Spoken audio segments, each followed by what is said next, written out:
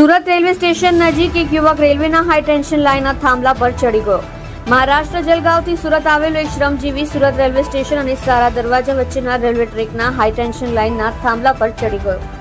ઘટનાની જાણ થતાં સુરત રેલવે સ્ટેશનના અધિકારીઓ પોલીસ દોડતી થઈ ગઈ. યુવકને નીચે ઉતારવા ફાયરે 3 કલાકની જહેમત ઉઠાવી. યુવક થાંભલા પરથી હાઈ ટેન્શન લાઇન ઉપર પડ્યો અને ફાયરે ઝીલી લીધો. બંધ હાઈ ટેન્શન લાઇન પર એક છેડેથી બીજા છેડે દોડતા યુવકને મહામુસીબતે ઉતાર્યો. કિસ્સામાં રેલવે ટ્રેક પરના પથ્થર નીકળ્યા. રૂપિયા અને મોબાઈલ નીચે ફેંકી દેનાર યુવક દારૂના નશામાં હોવાનું અનુમાન.